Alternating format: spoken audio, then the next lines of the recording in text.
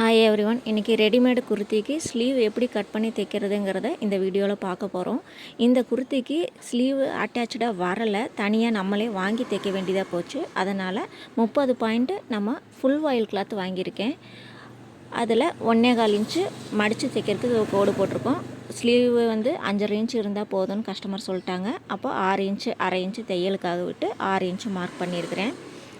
அதுலேருந்து நமக்கு ஸ்லீவ் எவ்வளோ வருது, எவ்வளோ கீழே இறங்கி வருது அதெல்லாம் நமக்கு தெரியணும் இல்லையா.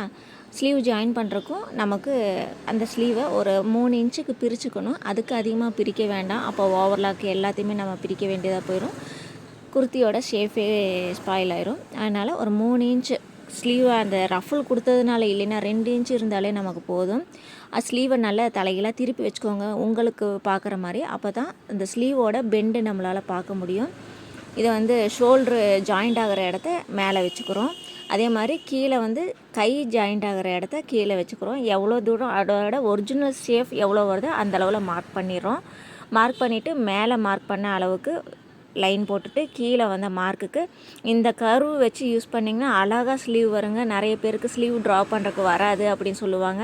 இதில் யூஸ் பண்ணிங்கன்னு வச்சுக்கோங்களேன், நீங்கள் ரொம்ப ப்ரொஃபஷ்னலாக உங்களால் ஸ்லீவை கட் பண்ண முடியும். எல்லாருக்கும் அந்த ஸ்லீவில் மிஸ்டேக்கே வராது. ட்ரை பண்ணி பாருங்கள்.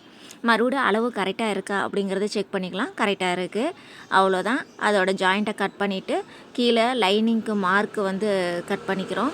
கட் பண்ணிவிட்டு தையலுக்காக மடித்து தைக்க வேண்டியதை மடிச்சுக்கலாம். ஒரு தையல் போட்டுக்கலாம்.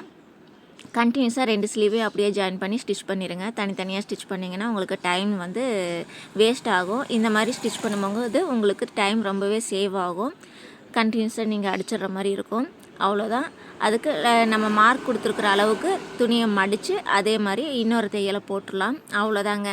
ஸ்லீவோட ஒரு பாதி அளவு ஒர்க்கு முடிஞ்சிச்சு. அவ்வளோதான், பெரிய ஒர்க் எதுவுமே இல்லை. ரொம்பவே சிம்பிளாக இருக்கும். அந்த கர்வு ஸ்கேலை வச்சு நீங்கள் வரையும் போது ஸ்லீவ் வரையறதுக்கு ரொம்பவே ஈஸியாக இருக்கும். நிறைய பேருக்கு அந்த பெண்டு வரலம்பாங்க. இப்போ நம்ம கரெக்டாக இருக்கிறனால முன்ன பின்ன இருக்காங்கிறத செக் பண்ணவே வேண்டியதில்லை. ஃபஸ்ட்டே நம்ம பார்த்துட்டோம்.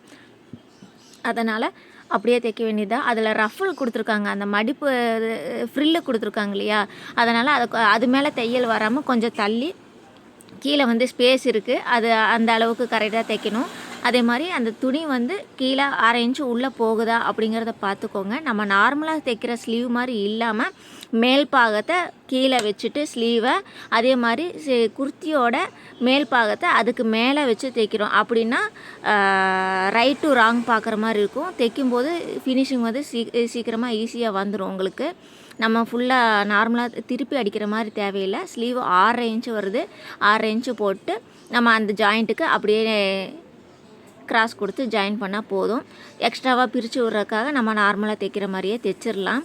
பொதுவாக ரெடிமேட் ஸ்லீவில் நமக்கு இது மாதிரி தைக்கிறதுக்கு கொடுக்கறதில்ல. நம்ம வாங்கி தைக்கிறதுனால கிளாத் இருக்கும், நம்ம இந்த மாதிரி போட்டுக்கலாம். கஸ்டமருக்கு பின்னாடி ஸ்லீவை லூஸ் பண்ணணுன்னாலும் ஈஸியாக இருக்கும். பாருங்கள், அவ்வளோதான்.